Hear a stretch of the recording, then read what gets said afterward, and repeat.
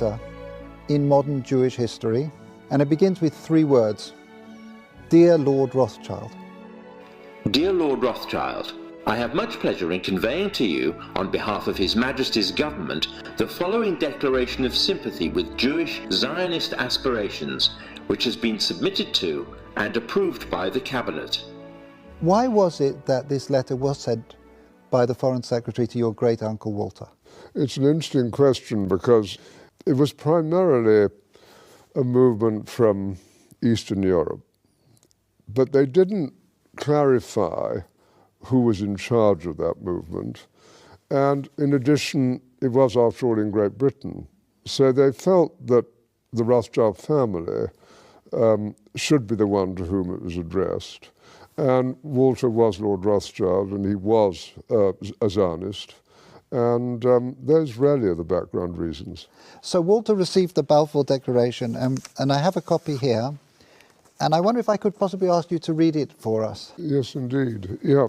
I'm going to put on my spectacles to make sure I read it accurately. His Majesty's government view with favour the establishment of Palestine as a national home for the Jewish people, and will use their best endeavours to facilitate the achievement of this object, it being clearly understood that nothing shall be done which may prejudice the civil and religious rights of existing non-Jewish communities in Palestine, or the rights and political status enjoyed by Jews in any other country.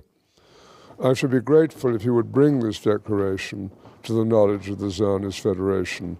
Yours, Arthur Balfour. And here it is, the Balfour Declaration. What do you feel when you see it here? I genuinely feel it's one of the most extraordinary moments in the history of the Jewish people. If you think it took 3,000 years to get to this, and then you say, how did this miracle happen? It's the most incredible piece of opportunism. I mean, if you think you had an impoverished would-be scientist, Chaim Weizmann, who somehow gets to England, meets a few people, including members of my family, seduces them. He has such great charm and conviction.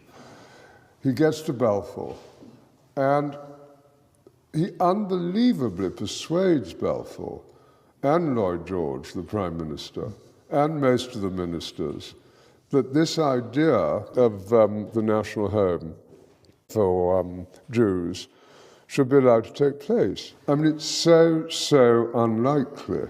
And then he's, starts to fight a difficult battle with the British cabinet, and this letter goes through 5 drafts, as you know. And in the end, it comes out as a rather compromising letter. I mean, the essential point is there for the Jewish community to fasten on to.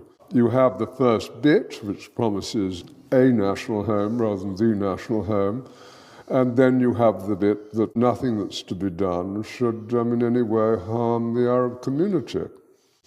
But you come back to the big point, which is that this is perhaps the greatest event in Jewish life for thousands of years. And it's a miracle.